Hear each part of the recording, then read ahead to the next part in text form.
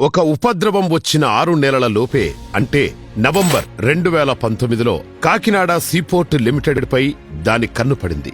ఎలాంటి హెచ్చరిక లేని ఆ ఉపద్రవ వైకాపా ప్రభుత్వం ఒక కుట్రకు తెరతీసింది. తొలి అంకంగా కంపెనీ ఆర్థిక రికార్డులను పరిశీలించడానికి 2 ఆడిట్ సంస్థలను నియమించింది. ఆ కుట్ర వెంకటేశ్వరరావును క్షోభపెట్టే తుఫానుకు దారితీసింది. ఆయన సంస్థను చేజిక్కించుకోవడానికి పన్నిన పన్నాగమని పసిగట్టలేకపోయాడు.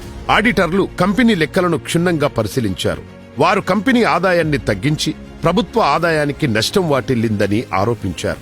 ఆ ఆరోపణలను వెంకటేశ్వరరావును బెదిరింపులకు గురిచేసే ఆయుధంగా మార్చారు.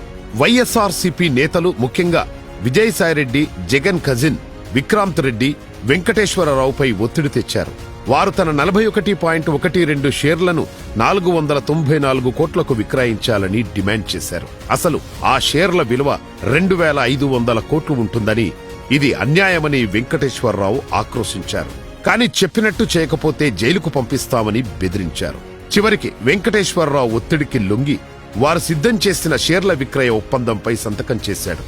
ఆ షేర్లు అరబిందో రియాల్టీకి బదిలీ అయ్యాయి. వైకాపా ప్రభుత్వం కూడా ఈ బదిలీకి ఆమోదం తెలిపింది. ఈ ఘటన రాష్ట్రంలోని ప్రైవేట్ కంపెనీలపై జగన్ కన్నుపడినా ఎలా అధికార దుర్వినియోగం చేసి వాటిని చేజిక్కించుకుంటాడో కదా అని తెలుసుకొని జనం నివ్వెరపోయారు. ఈసారి కూడా అధికారం ఇచ్చి ఉంటే ఈ పాటికి ఆ రాక్షస మాఫియా అప్పడంలా ఆంధ్రాను నమిలేసి ఉండేదని చర్చ నడుస్తోంది.